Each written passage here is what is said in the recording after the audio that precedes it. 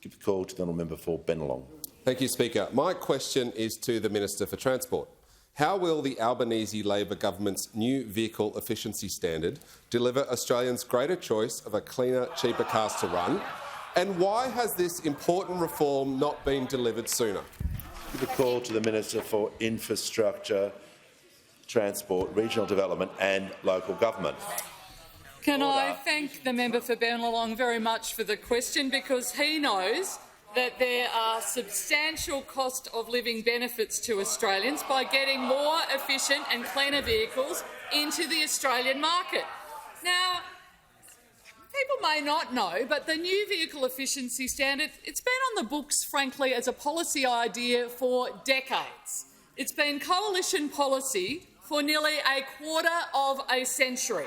John Howard went to the 2001 election promising that the coalition is negotiating new fuel efficiency standards for motor vehicles to reduce the amount of fuel consumed per kilometre travelled. The most recent coalition government, where the Leader of the Opposition sat around the cabinet table, was committed to delivering an efficiency standard, with, of course, the member for Bradfield saying, although Australia accounts for less than 2% of the global new vehicle market, it is becoming increasingly important that we harmonise our approaches to vehicle emissions with those in place in other countries. And of course, yesterday, according to media reports, just as late as yesterday, the Leader of the Opposition told his party room that efficiency standards continue to be coalition policy. Now, the coalition, frankly, are all talk and no delivery. They are too scared of their own shadow to actually deliver on their own policies. When anything gets a little bit too hard, they crawl up into a ball. They are the scared, the scared weird little guys of Australian politics. The Minister will pause. The Minister will pause. No, the member for Barker, it's not the time to interject. You're warned. It's too much noise. I can't hear what the Minister is saying. Well, I'd ask the Leader of the Opposition to show some respect to every minister, just as I demand respect shown to him. So, the order. The Minister for Social Services and the Minister for Disability Insurance will cease interjecting. Just going to order. We're just going to take the temperature down and ensure that this minister is heard. I need to hear what the minister is saying.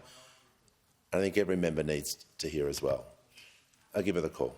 Thank you very much, Mr Speaker. As I said, those opposite are the scared, weird little guys of Australian politics, so fearful of anything that they are absolutely paralysed.